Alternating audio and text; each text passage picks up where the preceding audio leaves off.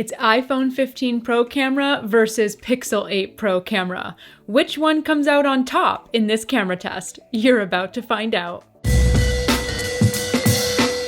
Hey friends, I'm Tasia Custode, and I've been lucky enough to be gifted a Google Pixel 8 Pro to review for you. I've already done 2 other videos going in depth into all of the features, but I thought it time to do a Google Pixel 8 Pro camera comparison when it's head-to-head versus iPhone 15 Pro. So let's start with a little main camera comparison. So here's Poppy Girl lying in her crate, as she likes to do.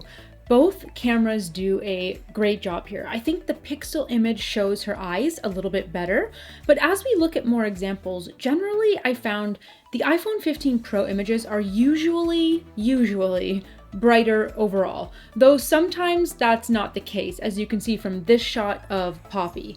Again, the Pixel has done a better job of brightening the shadows around Poppy's eyes, but it's really a toss-up here. All right, let's move into some night sight versus night mode images. We'll start with a little outdoor comparison of who else? Poppy. In this first example, the iPhone has done a better job of rendering the low light image. As you can see with Pixel, Poppy would not sit still, and because it takes a hair longer to take a photo with Pixel, it just struggled to render her face in focus.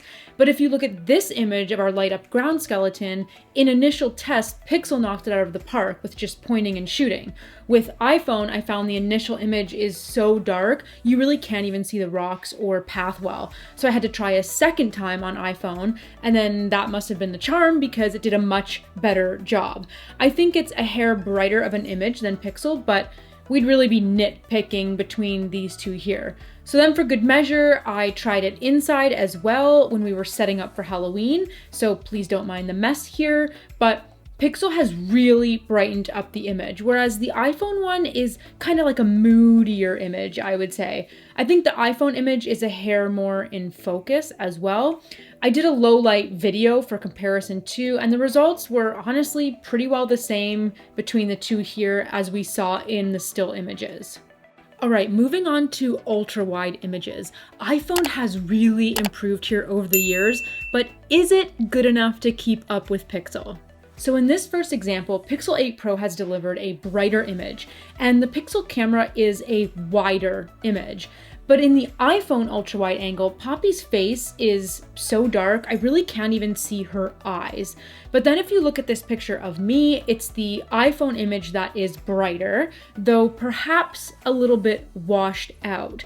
And if we zoom in on it, you can see that the Pixel image maintains a sharper quality, whereas the iPhone gets a little bit noisy. Not that you're going to be zooming in on ultra-wides, but you get the idea here.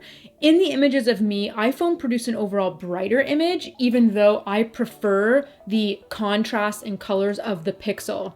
Both did a nice job of minimizing distortion. So I think a lot of this depends on your lighting and on your preferences, but I do lean towards Pixel when it comes to ultra-wide shots.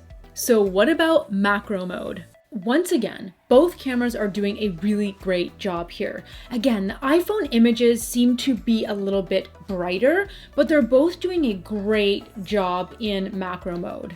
I do find it can take a little bit longer to get a macro mode shot on Pixel, but the quality that they're both producing is honestly pretty equitable. So I tried to give them a little bit more of a test. So this is a teeny tiny little itty bitty flower here, and it was windy when I snapped these shots, so this was moving and grooving. So to be clear, trying to get this in focus was a little bit wild, but I think they are both doing a great job here. Again, iPhone is producing that brighter image.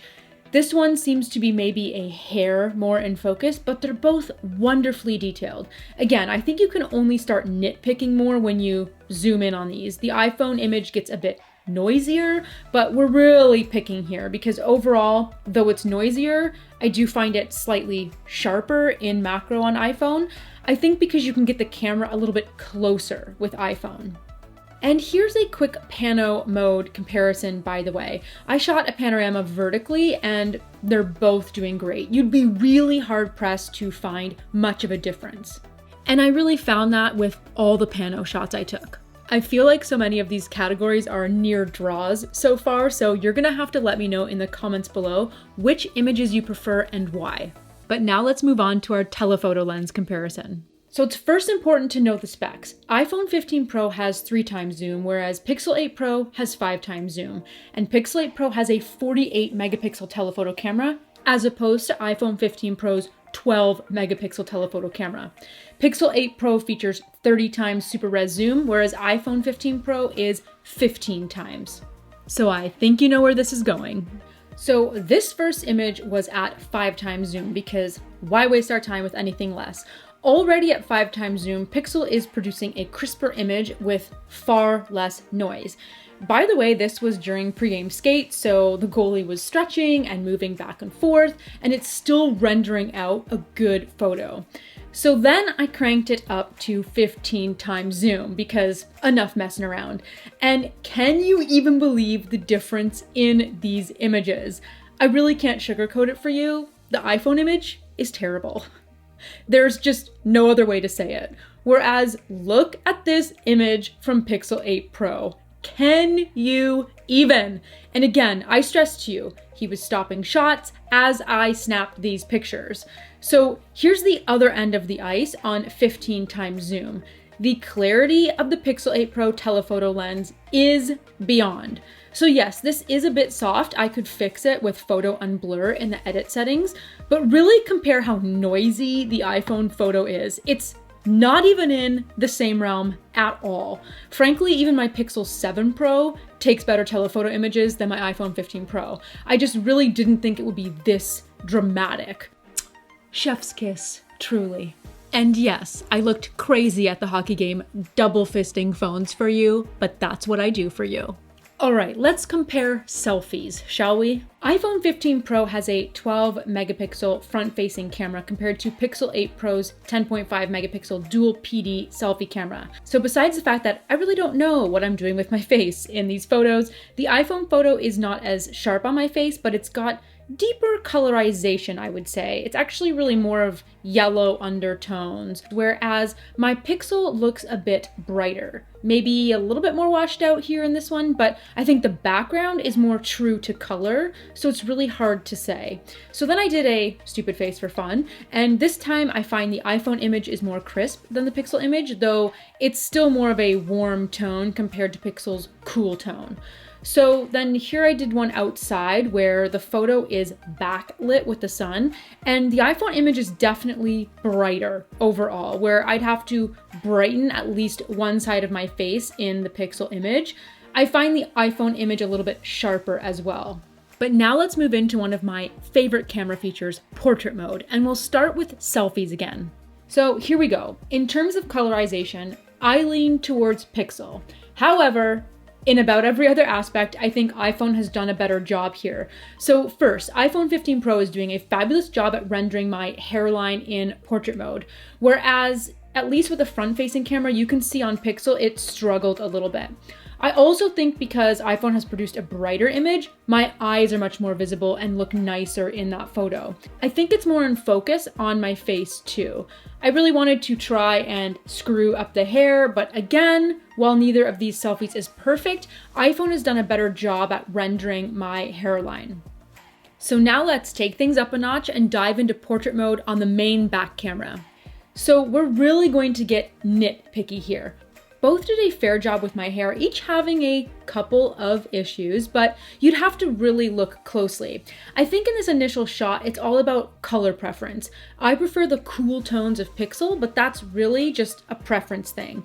Now, as we move into this next example, again, colorization is totally different. I think I would add a little portrait light to the Pixel photo to balance out the light on my face, but the hair is kind of a toss-up really. Now, here's where you can really see the difference in iPhone portrait mode versus Pixel portrait mode. iPhone is doing a really fabulous job of rendering the portrait blur around my fingers and hair here. It's so good. It's clean. Whereas Pixel struggled a bit around my fingers on this one. Again, I prefer Pixel's colorization though, because I find these particular iPhone shots just too yellow for me. But this isn't really about colorization, I guess. It's about how it's rendering portraits. And I can't believe I'm about to say this, but in this particular test, at least with this particular photos of me, I have to give the edge to iPhone when it comes to portrait mode. But that's not to say that Pixel's not doing a better job than ever at rendering portraits. Because I snapped some incredible Pixel 8 Pro portraits last week, just look at these. So again, it might be a lighting thing in these test shots, I don't really know, but in this initial head-to-head test, the iPhone seems to be doing a bit of a better job. So here, my nose is still in focus, whereas on Pixel, it got a little bit blurred. So the iPhone just, I find, softens more gradually around the hairline, though neither is doing an absolutely perfect job here. But that was just images of me. Check out what happened when I snapped pet portraits. So in these portraits of Dora, I think Pixel is the clear winner here. It's done a much better job on her fur, not to mention the color grading again. Check out how well it's rendered her ear hair on Pixel. It's absolutely fabulous. And the same thing can be said for these images of Poppy. For me, there's just no comparison here. Pixel blows iPhone out of the water. It's left more of Poppy in focus, and it's done a great job around her hairline, or I guess fur line. The iPhone image is a little darker, and it's mostly her nose that's in focus. I found the same to be true of this portrait of Poppy as well. Again, Pixel has focused more of her up in this image while doing a great job around her fur. The iPhone portrait, on the other hand, is really focused on her nose, but the rest of her gets a bit more blurred into portrait mode. I guess I'm just shocked. In portrait mode with my pets, Pixel 8 Pro is the clear winner. But then if you look at the test images of portrait modes of me, iPhone 15 Pro is the winner because it renders my hairline better. What? How? I don't know. I'm just delivering the information to you. I wonder if I had somebody else actually focusing me and taking a portrait of me, if that would help render out the hairline better on Pixel, kind of like I was doing with my pets. I really don't know. Anyway, both iPhone and Pixel allow you to take a regular photo and then edit it to become a portrait mode later on. All right, let's quickly touch on video modes. At 1920 by 1080p HD, I find they both do a good job, though Poppy's eyes disappear somewhat on iPhone. But in cinematic modes, which is blur on Pixel and cinematic on iPhone, again, I find Poppy's eyes are dark on the iPhone video, but Pixel can get blown out really easily. And then as more light is let into the sensor, I find I have to tap on the screen to refocus in order to be able to see Poppy again. It's also important to note that you can shoot in 4K cinematic mode on iPhone 15 Pro, but that same mode maxes out at 1080p on Pixel 8 Pro. In slow-mo mode, you can really see the difference here where the Pixel video has a lot of noise. So notice the difference in Poppy's fur here. I found both cameras allowed for stable shots, even though I was shaking a lot during these videos. Pixel has really stepped up their video game, but I'm not sure it can compete with iPhone quite yet. Yet being the key word. Because Pixel is going to be releasing Video Boost and Night Sight for video, which you can learn more about by watching this video up here or via the link in the description below. But before we wrap up this camera comparison, I've got to mention Pixel 8 Pro's insane camera software capabilities. Because if you're trying to decide which camera to go with, what Pixel 8 Pro can do in terms of editing could be a game changer for you.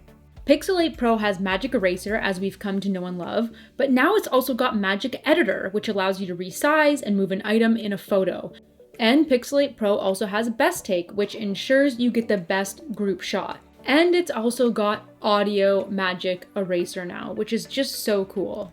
And there are a whole whack of other AI features coming soon, so if you want a whole video on all of that, you can watch by clicking up here or via the link in the description below. So who wins?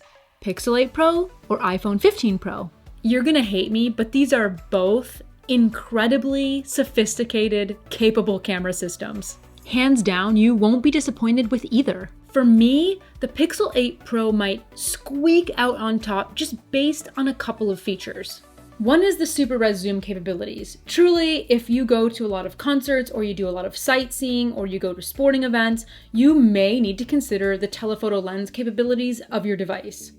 I also think Pixel 8 Pro still renders better ultra-wide photos. The images seems to have better dynamic range than iPhone. Plus, Pixel 8 Pro comes packed with a metric ton of computational photography editing magic in the software. I really don't know what I would do without Magic Eraser and now Best Take. So if things like those type of editing capabilities are important to you, that's how you can start to make your decision. But really, a lot of this is based on your personal preference. We saw how macro mode was a tight race. Pano was nearly identical. Portraits, well, depending what you're taking a portrait of, it's a toss-up. So really think about colorization and all of the other things I've mentioned and go with what your preference is. So enough about what I think. I want to know what you think. Which camera do you prefer and why?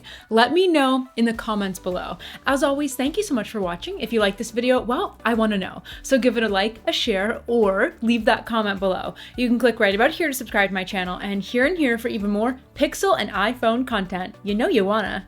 Thanks for watching. See you next time.